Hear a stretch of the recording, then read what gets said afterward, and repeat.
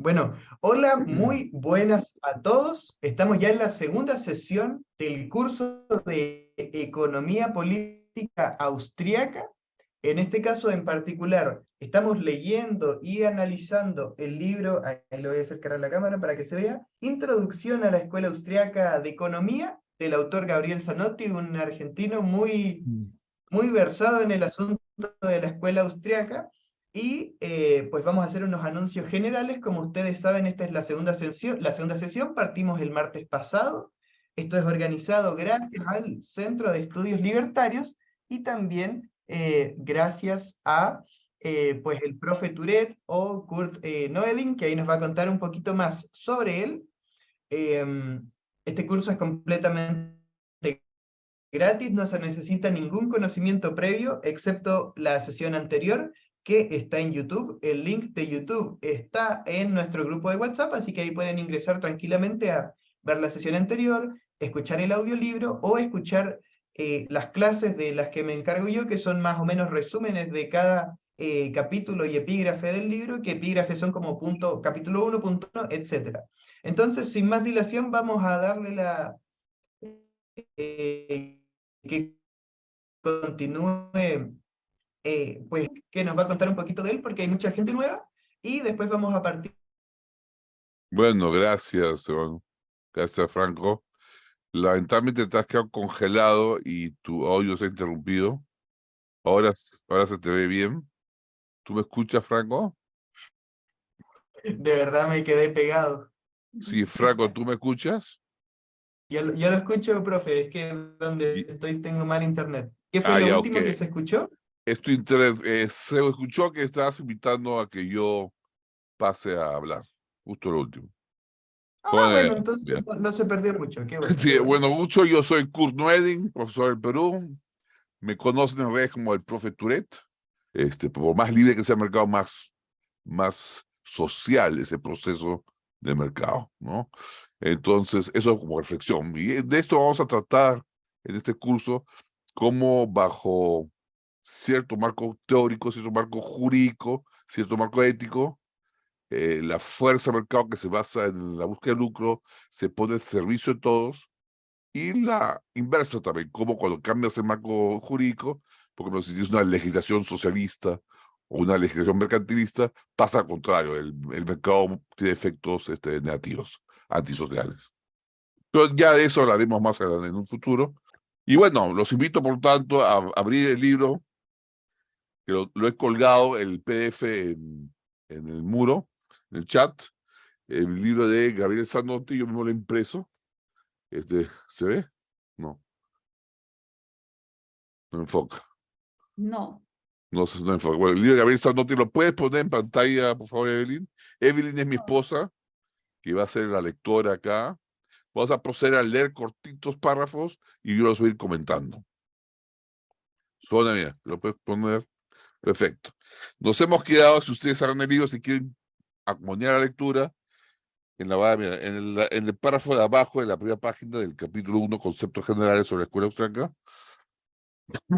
La buena mira. La buena. Ya me doy cuenta que acá, en esta edición, es otro párrafo.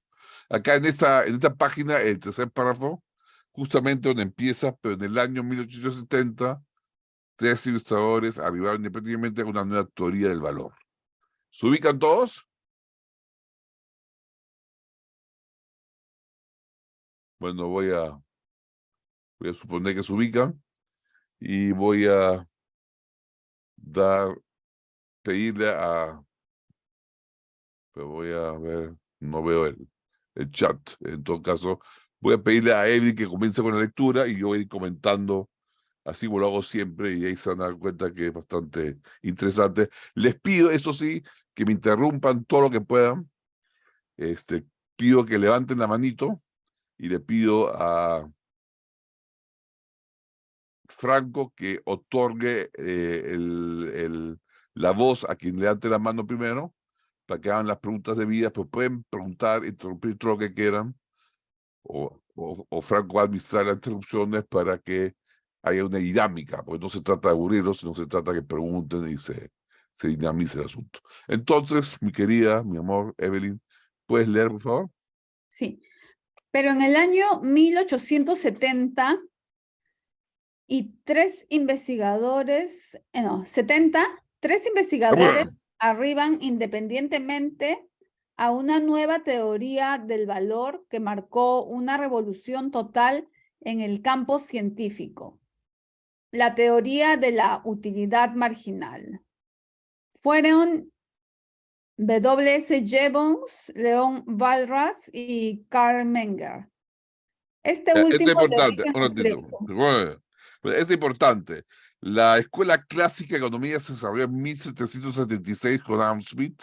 Algunos dicen, por ejemplo, Rothbard sostiene que la Escuela Clásica de la Ciencia Económica empezó con Richard Cantillon en el año 1700, más o menos.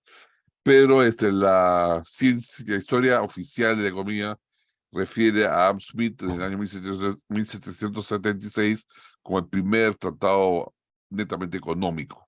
Y se refiere a Adam Smith como el padre de la escuela clásica, el padre de la economía. Ahí se fundó la escuela clásica en 1776 y la escuela clásica entró en crisis un siglo después con la paradoja de valor.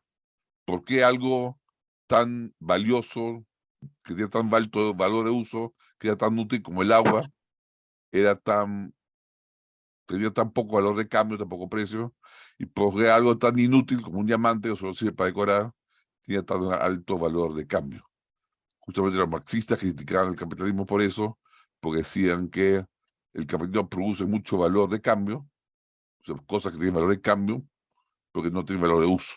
Lo realmente auténtico, lo útil, el agua, no lo produce el capitalismo, y lo realmente superfluo, los diamantes, tienen alto valor de cambio. Que es una crítica que hay que contestar, ¿no? Y justamente ante esa paradoja de valor surgen paralelamente tres intelectuales en diferentes sitios, uno de manera que no se conocían, y estos son Stanley Jevons. El primero que surge es Karl Menger en 1871. Karl Menger construyó Principios de Economía Política, que funda la Escuela de Viena, era un austriaco. Stanley Jevons, un inglés, que funda la Escuela de Cambridge con su tratado. Y Leon Walras, en la Suiza francesa, que funda la Escuela de Lausanne. Por cierto, Stanley y Walras eran matemáticos. Stanley Jevons enfoca el análisis matemático desde un análisis parcial, de equilibrio parcial, y Walras enfoca el análisis matemático desde un enfoque de análisis de equilibrio general. Más bien era Karl Menger, el ancestro de la escuela austriaca, el que plantea un discurso discursivo, un discurso de prosa, y nada matemático. Solo hay un cuadro de números muy sencillos en su tratado. Y bueno, los tres descubren lo mismo, los tres descubren la reducción marginalista. La reducción marginalista sostiene que la utilidad marginal es decreciente conforme hay más disposición de bienes. Vamos a entrar eso más a fondo en los...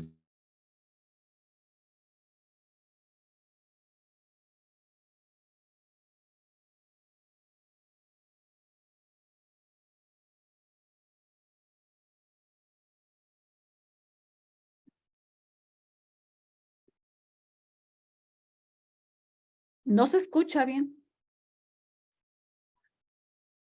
Oh, perdón, estaba hablando todo el rato sin micrófono. Hace unos segundos. Ah, ya, 20 segundos. se apagó el micrófono. Decía que la utilidad, Segundo.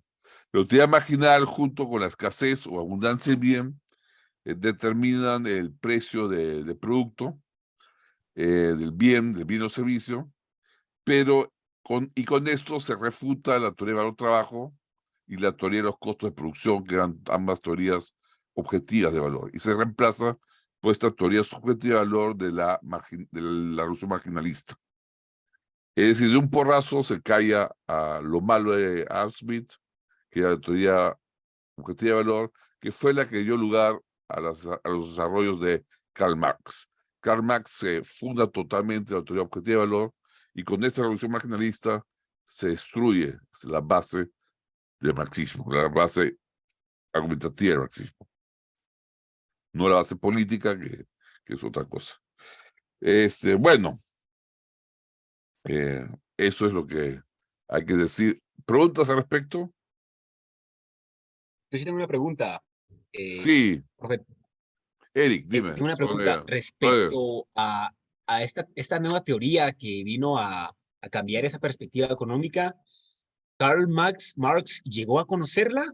¿O llegó a cambiar su perspectiva, digamos, de el valor vivo, o seguía refutándose? No sé si, o en todo caso, los marxistas después, ¿cuál fue su posición luego de haber conocido este cambio? Ya, es una buena pregunta. No se sabe si Karl Marx llegó a leer a Jevons, que era inglés, estaba cerca donde estaba Marx, en Londres, o a Menger, que era austriaco y escribía en alemán. Vargas quizás no, porque era francés, ¿no? Pero Marx también era francés, así que de alguna manera, estando él investigando en la Biblioteca de Londres, debe haber tenido contacto con esto. Lo curioso es que él recién había emitido el primer tomo del Capital, y resulta que en los años en que aparece la Revolución Marginalista, Marx retiene la edición del tomo 2 y el tomo 3, que por cierto fue editado por su amigo Friedrich Engels un tiempo después de su muerte. O sea, el tiempo de vida de Karl Marx impidió que se editara el segundo y tercer tomo de su Capital. Pareciera que se dio cuenta que había una fuerte refutación, y pareciera que trataba de encontrar una solución marxista a la crítica. No la logró plantear. Es más, el problema de valor quedó planteado después por Friedrich Engels en un desafío con premio grande de oro, para que el que resolviera el problema de valor y que adivinara cómo resolvía Marx recibiera el premio en libras esterlinas de oro. Nunca se ganó ese premio, y la solución de Marx, que ya la había escrito antes de que conociera el marginalismo, o que posiblemente conociera, es muy pobre, tan pobre que el discípulo de Karl Menger, Eugen von Bauer, la refuta totalmente, ¿no? La refuta totalmente. Los marxistas, ante esa refutación, bueno, en primer lugar, Karl Marx no se atrevió, ahí está el tomo 2 y 3 de Capital.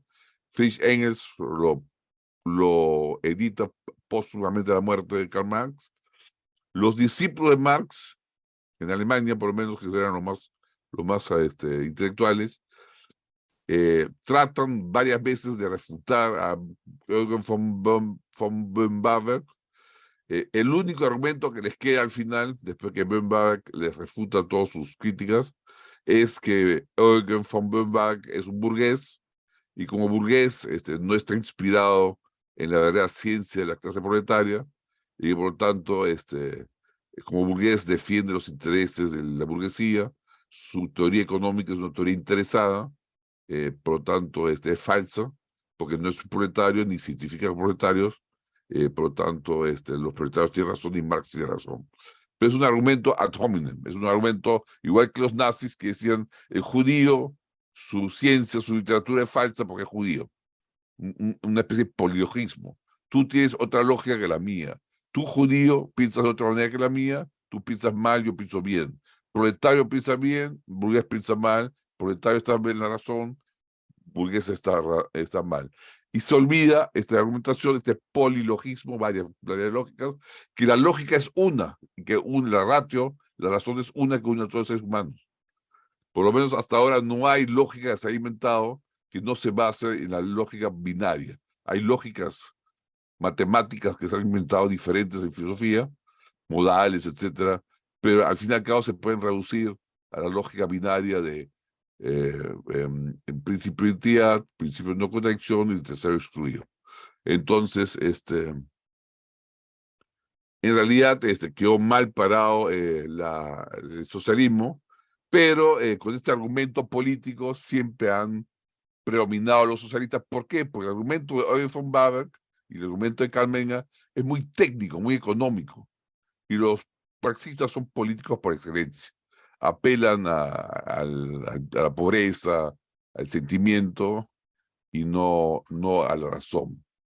Después ha habido otra discusión con Louis von Mises, pero eso ya es historia de otro libro. Sí, hay Profe, otra solo pregunta. una cosa, a ver si le damos la mano a Eric, o no sé si lo tiene ahí desde la vez pasada y no bajó la mano. Eric, No, era nueva, pero si oye, alguien más tiene una pregunta, yo voy después. no sé, Ah, ¿hay una buenísimo. pregunta? O Eric, tú Graciel, repites, Graciel Alejandro. ¿ya? Tengo una pregunta. Sí, bueno, sí, dime. Quería preguntar si la utilidad marginal habla de los procesos de producción, porque creo que lo había leído en alguna parte. Sí, sí. No queremos adelantar la lectura, pues eso viene Ujú. después. Pero te Ya. adelanto que a partir de la utilidad marginal, que determina el precio del bien final, se proyecta, se imputa un valor a los insumos, a los factores de producción que vienen a producir este bien final. Sí se usa para proyectar el valor y el precio de los factores de producción y los insumos que intervienen en la cadena productiva. Correcto. ¿Hay otra pregunta? Sí, la de Eric. Ahora Eric, Ahora y ahí sí. Ok, terminamos, entonces, con la pregunta. Sí, Eric. dale, Eric. claro. Entonces, mi pregunta era justamente siguiendo lo que mencionaba usted, profe, la noción, entiendo que el vocabulario de que sea llamada ley de utilidad marginal, a mí me evoca ciertamente al vocabulario científico. Entonces, estamos hablando de que es un concepto con tanto, entiendo, con consenso científico, económico, que debe ser difícil de refutar, ¿no? Pienso en leyes físicas de gravedad o termodinámica. Entonces, estamos hablando que la ley de utilidad marginal sí es un concepto económico objetivo, digamos, y esa es la dificultad que mencionaba usted frente al socialismo, ¿verdad? Ya, ahí entramos en la epistemología de las ciencias sociales. Las ciencias naturales son de otra naturaleza que las ciencias sociales, aunque comparten que ambas son ciencias. O sea, como Zanotti, justamente el autor de este libro lo demuestra, ambos conceptos, ambos tipos de ciencia, la ciencia natural y ciencia social, se le puede dar una misma base de carácter científico apelando a la racionalidad inductiva. Sin embargo, tal como ocurre en las ciencias naturales y en las ciencias sociales más, cada ciencia o cada paradigma con el cual actúa un tipo de ciencia tiene un núcleo, un core, un núcleo, un sistema nuclear de principios, de axiomas, que no es contrastable empíricamente, alrededor del cual se arman hipótesis auxiliares empíricas. Esto ocurre en la física más dura, que hay un núcleo metafísico no contrastable, y ocurre también en las ciencias sociales con mayor grado. Este principio o esta ley de utilidad marginal decreciente es un principio, es un teorema que se deduce deductivamente del axioma de que el hombre actúa, de la acción humana. Si tú aceptas que el hombre actúa, tienes que aceptar por lógica deductiva que la utilidad marginal es decreciente. Vamos a demostrar eso en el resto del libro. Pero no se puede contrastar esto empíricamente porque la utilidad marginal no es medible cuantitativamente, solo es posible ordenarla cualitativamente y el único que puede ordenar es el sujeto, por eso se llama teoría valor subjetivo. Pero justamente el que el valor, la utilidad marginal sea subjetiva, permite explicar cuando se interactúa en la sociedad diferentes utilidades marginales de diferentes bienes, dan lugar al fenómeno del precio, y esto permite hablar de manera objetiva de la ciencia económica. He adelantado bastante lo que dice Zanotti en el resto del libro, pero un poquito de la visión general. Eric, ¿tienes otra pregunta? No, solo era pulgarcito arriba. Gracias. Ya. Ok, entonces continuamos para no desviarnos mucho y sigamos contestando a preguntas conforme vamos avanzando. ¿Puedes continuar, por favor, Evelyn? Claro que sí. La teoría de la utilidad marginal, mejor dicho, la ley de la utilidad marginal, derrumbó los dos primeros errores de análisis a los que nos hemos referido y además permitió un método de análisis al aplicar la teoría al precio de los factores de producción que derrumbó también el tercero. Como habíamos visto en la introducción, habían 3 errores básicos en la escuela clásica, y este concepto, esta teoría, esta ley de utilidad marginal, derrumba los primeros errores, permitió definir el método y derrumba también el tercer error, que es un error que sería los factores de producción. Entonces, lo interesante es lo que decía su compañero: si se aplica la utilidad marginal a los factores de producción, a la cadena productiva, sí. Acá está explícitamente mencionado por Zanotti, la teoría de precios se aplica a los factores de producción. Continuamos, por favor, Evelyn. Pero mientras Jevons y Walras no consecuentes con el carácter subjetivo de la valoración, que la ley de la utilidad marginal, como veremos, destaca, comenzaron a aplicar mediciones matemáticas a la utilidad marginal. Carl Menger no cometía ese error metodológico y fundaba en Viena la llamada Escuela Neoclásica Austriaca. Bueno, los 3 autores son absorbidos por los clásicos y forman un nuevo paradigma, una nueva ciencia normal, después de la ciencia normal clásica, la crisis de la paradoja de valor, la anomalía, la alusión científica con el marginalismo, y la nueva ciencia normal, que es la síntesis neoclásica. Esta síntesis neoclásica se funda en Jevons y en Walras de manera matemática y en Menger de manera discursiva. Justamente la diferencia es que Jevons y Walras en el fondo no creen en el carácter subjetivo de la utilidad marginal. De alguna manera creen que es una función bioquímica del cerebro que de alguna manera se va a poder medir cuantitativamente. Solo Menger mantiene radicalmente la subjetividad de la utilidad marginal, afirmando que no es medible, que nunca va a ser posible medible, y que su conceptualización solo puede lograr ordenar prioridades de utilidad, determinar su cuantía mayor o menor, pero no cuantitativa, respecto a otros bienes o cantidades de bienes. Entonces, Carmen no cae en el método metodológico de matematizar y por lo tanto de cuantificar la utilidad marginal. Eso diferencia de la escuela neoclásica austriaca, o Menger, de la escuela neoclásica mainstream, la corriente principal de lo que se enseña en las universidades tradicionalmente. ¿Preguntas ahí? No hay preguntas, ¿no? Seguimos, por favor, Evelyn. Neoclásica porque, a pesar de que corrigió errores de la escuela clásica, siguió conservando su espíritu, ese espíritu que diera origen a la concepción de libertad económica que impulsó a una extraordinaria revolución industrial, al liberar las fuerzas creadoras del hombre, que permitiera a la humanidad gozar de niveles de vida nunca soñados en periodos anteriores. Aquí hay 2 cosas importantes. Esta escuela se llama neoclásica porque mantuvo, a pesar que corrigió en la parte del teoría de valor trabajo a la escuela clásica, mantuvo, como decir, el espíritu de la escuela neoclásica, que era justamente la concepción de la libertad económica, que fue la base ideológica que dio lugar a la revolución industrial. O sea, ya en la edad moderna empezó una noción de autoconciencia del individuo en el norte de Europa por la reforma protestante y en el sur de Europa por el humanismo. En el norte de Europa por un Lutero que se le planta al emperador y dice: acá estoy, no puedo otra cosa, júzguenme si quieren, pero yo opino esto respecto a la teología.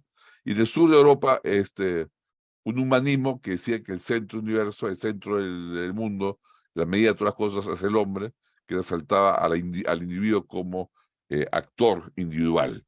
Entonces, esa conciencia de persona individual fue nueva en la Edad Moderna, fue la que termina la Edad Moderna, y junto con las ideas de libertad que se concretizan, justamente con Adam Smith y la ilustración escocesa, que tiene 3 padres, Adam Smith, Adam Ferguson y David Hume, se da la base para la revolución industrial en Inglaterra, la base ideológica, que llevó a un desarrollo tecnológico, una aplicación de la tecnología a la producción de manera masiva, única en la historia del mundo, que liberó de tal manera las fuerzas del hombre de crear riqueza, que permitió que esa gente que está participando en la revolución industrial desarrollara un nivel de vida nunca antes visto en 10.000 años de historia. Es decir, la forma en que explota el bienestar en Inglaterra es inmenso. De tal potencia que los miles de personas que vienen del campo y que están huyendo de una hambruna, que ya no pueden ser absorbidos por el campo, que hubiesen muerto de hambre, encontraron trabajo en las fábricas y fueron absorbidos como proletarios. O sea, el capitalismo no creó el ejército industrial de proletarios, sino fue el ejército de campesinos que migró por hambre a la ciudad, la que encontró trabajo gracias al capitalismo y pudo sobrevivir. ¿Preguntas? Sigamos, por favor, Evelyn. Karl Menger es el padre de la escuela austriaca y se destacó en el análisis de la teoría del valor. Tuvo un brillante discípulo, Eugen von Waberg. Este último, además de refutar al marxismo con un excelente análisis de la teoría de la explotación, sentó las bases para un correcto análisis de la teoría de la tasa de interés, con su teoría de la ley de la preferencia temporal, que analizaremos en el capítulo 4. Es muy interesante que pocos conocen a Eugen von Waberg, probablemente porque escribió en alemán y recién se le ha traducido al castellano en los años 50, 60 del siglo pasado, 1960, 1970, y que en inglés no está disponible su traducción hasta muy tardía y avanzado el siglo XX. Entonces, muchas veces la crítica más audaz al marxismo no ha llegado todavía a las latitudes peruanas, menos a las americanas, y en cierta manera, como los marxistas en su mayoría son sociólogos o antropólogos, que no les interesa economía, y menos la economía escrita en alemán, no se han enterado de la noticia, ¿no? Pero Bach hace ese aporte de refutar el marxismo, la teoría de la pluralidad, la teoría de la explotación, pero no solo eso, él desarrolla el principio del teorema de la preferencia temporal, que lo vamos a analizar más al futuro, pero el teorema de la preferencia temporal da lugar a explicar la tasa de interés como la tasa que explica que se forma en el mercado de fondos prestables, en el mercado de crédito. ¿Preguntas hasta ahí? Yo tengo una. Sí. Entonces, ¿es Ludwig von Mises el que plantea esto? A ver, Eugen von Waberg tiene, Karl Menger tiene varios discípulos, entre ellos Wieser, y uno en especial que es Eugen von Waberg. Karl Menger tiene un discípulo a Eugen von Waberg. Eugen von Waberg tiene dos destacados discípulos, Joseph Schumpeter y Ludwig von Mises. En realidad, el más brillante era Joseph Schumpeter, lo malo es que tiene unas idas y venidas hacia la ortodoxia austríaca muy desafiantes. Pero el más sistemático fue Ludwig von Mises. El más creativo fue Schumpeter, pero el más sistemático fue Ludwig von Mises.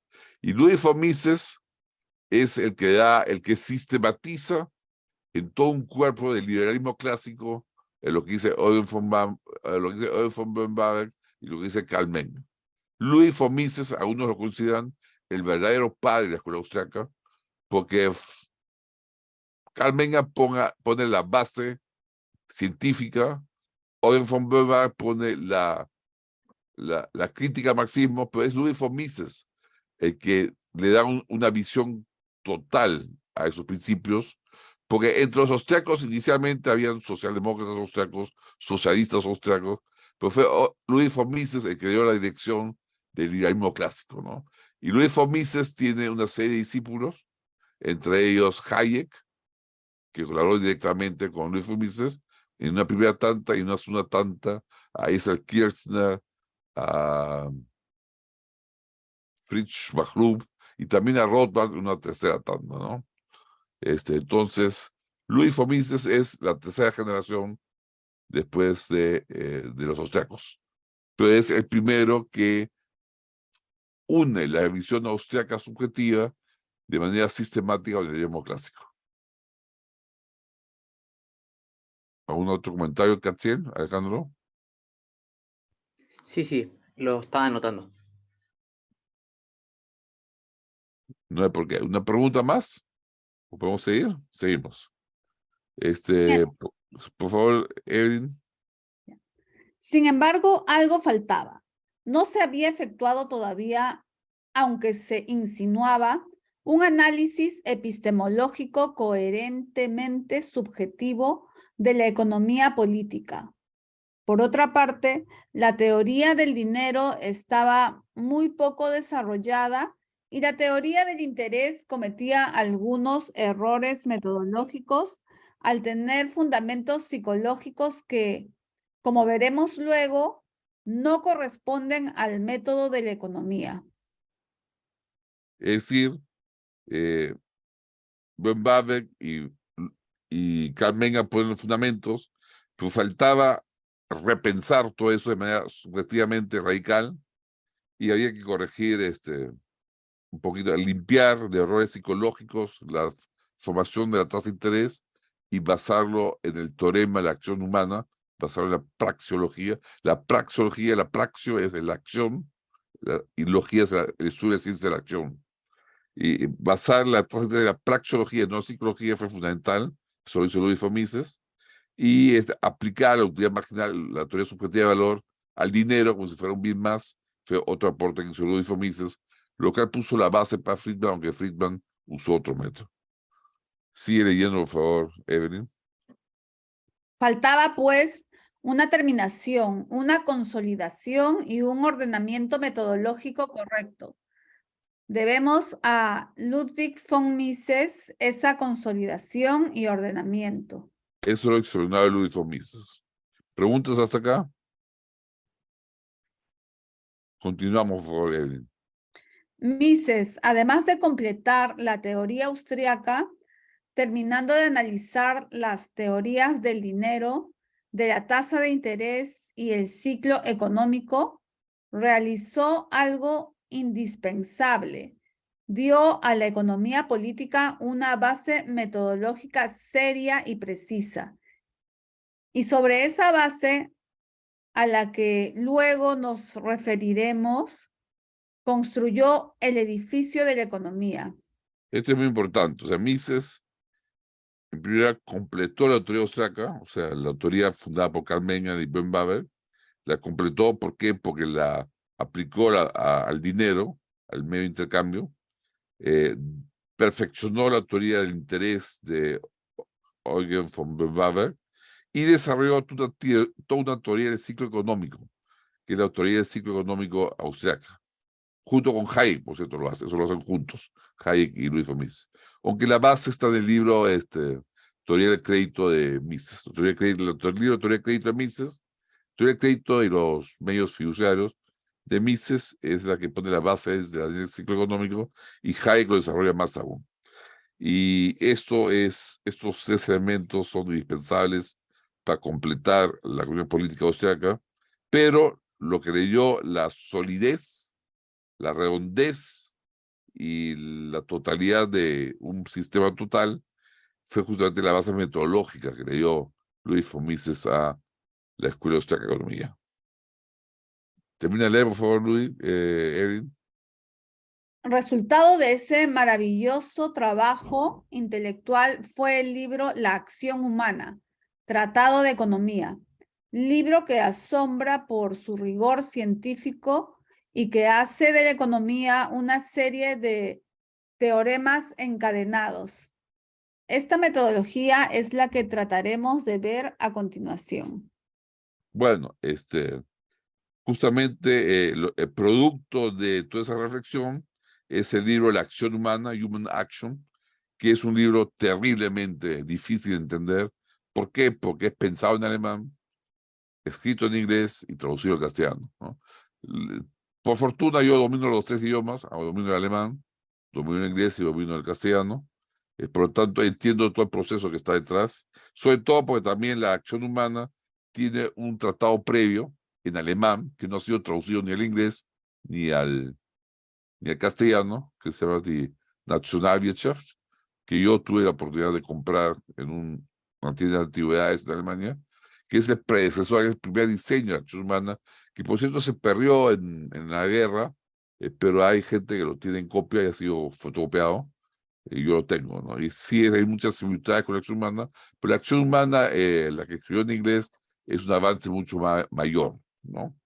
Justamente es un rigor científico increíble y asombra la capacidad deductiva de Luis von Mises a partir de la acción humana, a partir del principio de la acción humana, como deduce todos los teoremas económicos.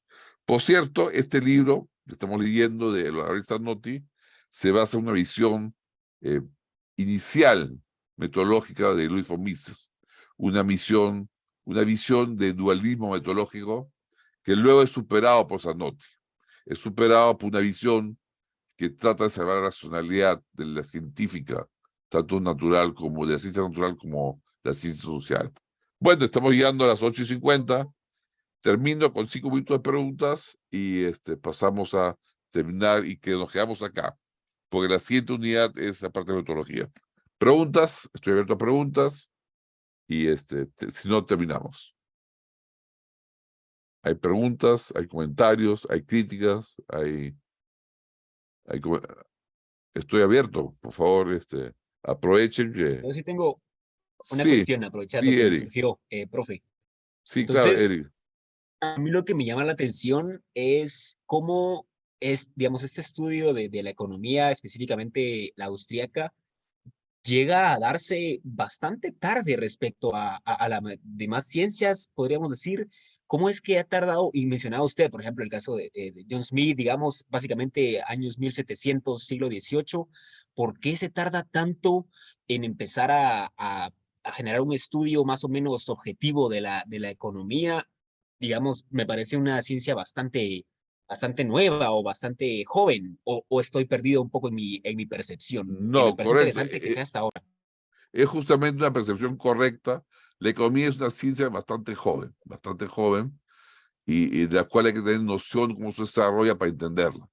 Noción histórica de cómo se desarrolla. Es una ciencia joven, apenas tiene 200 años de existencia, 250 años de existencia, y es una ciencia nueva, igual que la psicología, ¿no? Y justamente demoró mucho en desarrollarse como ciencia objetiva, en primer lugar, porque siempre estuvo unido con un campo de la filosofía moral. Primero estuvo unido a la teología, eso se ve en que ancestros del análisis económico son, por ejemplo, la Escuela de Salamanca, que eran teólogos católicos, y que abordaban desde el punto de vista moral, pero con la ventaja sobre Adam Smith, que abordaban cada acción humana, cada acción del comerciante, y revisaban si era una acción justa o injusta. Porque esta gente, los comerciantes, iban al confesionario a confesarse, y los jesuitas, los teólogos católicos, reflexionaban si esto era justo o no era justo, y para eso hacían reflexiones económicas. Y esas reflexiones económicas basadas en acciones humanas individuales son muy superiores a Adam Smith, pero quedaron perdidos en la historia del pensamiento, y por tanto se perdió la separación, la independencia, la autonomía de la ciencia económica, de la moral, de la filosofía moral, de la ética y de las teorías teológicas. Es Adam Smith el que, a pesar de que Adam Smith es un filósofo moral y tiene su libro de filosofía moral que no se puede leer sin su libro de economía, y el libro de economía, la riqueza de las naciones, sin su libro de filosofía moral, no está completo, la teoría de sentimientos morales de Adam Smith. A pesar de eso, él hace la separación de la ética y la ciencia económica y pone la ciencia económica como algo autónomo e independiente. Por eso que se juzga a Adam Smith como el padre de la ciencia económica, porque la logra independizar de toda ética, de toda reflexión, de todo análisis moral, ¿no? Algunos dicen que esto fue el error de Adam Smith, otros sostenemos que eso le dio independencia científica a la economía, sin dejar de decir que es necesario complementarla con una visión moral. Pero ese es el gran aporte de Adam Smith, y eso es lo que fundan los clásicos. Y el siguiente punto fue cómo responder a esa crítica moral de la paradoja de valor. La paradoja de valor que dice el hierro que es tan inútil, que solo sirve para fabricar espadas, porque tiene mayor valor de cambio que el agua que es tan fundamental para ella. Y esa es la paradoja de valor que resuelve la revolución marginalista, la utilidad marginal de Carl Menger y Jevons y Wells. Pero de ahí hay adelantos que vienen después. Justamente esos adelantos son acompañados por la escuela austríaca y son en realidad inspirados por el avance filosófico de la escuela austríaca que derivó y que fue absorbido matemáticamente por la escuela de Lausanne y por la escuela de Cambridge. Pero de eso vamos a ver más adelante. ¿Alguna otra pregunta? O sea, yo tengo la tesis que todo premio Nobel al final ha leído a la escuela austriaca y de alguna manera ha matematizado, ha traducido la escuela austriaca a un esquema cientifista, físico, matemático, mainstream de la escuela neoclásica. Es interesante cómo por más que se matematiza la ciencia económica, más premios Nobel, o sea, por más que se matematizan las ideas austriacas, se ganan premios Nobel. Pero esa es una teoría muy especial mía. ¿Alguna otra pregunta? Si no, ya vamos terminando. Bueno, vamos terminando. Les agradezco mucho su estadía acá. Los invito al próximo martes a las 7 horas de Guatemala. Casiel tenía una pregunta, a ver si la podemos ¿Sí? responder. Quedan un ¿Sí? tiempito aún. Sí, dime. ¿Qué pregunta? Dígame. Si había, ¿cómo se dice? ¿Algún otro libro, por ejemplo, la acción humana dijo que no está disponible en la mayoría de casos porque no está traducido al castellano, ¿cierto? No. La acción humana está en inglés, ha sido escrita en inglés y sí está traducido al castellano. Lo que no está Ah. traducido es, digamos, el padre de esa acción humana que está escrito en alemán. Ya. Pero ¿Cuál sería? es el mismo libro, pero el libro en inglés que sí está traducido al castellano es mejorado. Es una mejora del padre que está en alemán. Pero es interesante. Entonces, Sí. ya. ¿Alguna otra pregunta específica de esto? Que si había algún libro que sugería leer, Para entender la acción humana. sí, como para acercarse a la acción humana o algún libro que lo complemente. Yo creo que la mejor introducción a la acción humana es el maravilloso libro Tratado de Economía de Murray Rothbard. Murray Rothbard explicita de manera muy singular y muy específica la acción humana, aunque comete el error de ponerle una visión dualista, metodológica radical, un apriorismo radical. Eso sería algo de lo cual habría que limpiar Murray Rothbard. Pero es una buena introducción. Es muy grande el libro, pero es un muy buen tratado. ¿Cómo se llama el libro? Se llama Estado, Sociedad y Economía, algo así. Te lo puedo mandar por el grupo del chat. El libro se llama Hombre, Economía y Estado, o en Ese inglés es. Man, Economic and State, Hombre, y Economía y Poder y Estado, sí. Mercado, que es la Sí, última sí. parte de ese libro. Sí, justamente esa última parte son 3 tomos. La última parte recién ha sido traducido hace 20 años. Así que está nuevamente nuevecito, traducido al castellano, y está disponible en la Unión Editorial. Unión Editorial lo tiene disponible. Creo que acá en Lima, en el Ciclo Bastiat, también deberían tener una edición de ese libro. Por lo menos una edición recortada. Y si no, en Chile, que creo que es de donde eres, Casiel, está en Libertad y Desarrollo, que es donde se pueden encontrar la mayoría de libros de Unión Editorial. Bueno, señores, damos fin a esta sesión, porque son 2 minutos para las 9 y creo que muchos tienen que ir a otro lado. Bueno, pues buenísimo, muchas gracias a todos por conectarse. No voy a prender la cámara porque tengo muy mal internet y ahí se me puede complicar, pero de verdad que agradecidos con todos.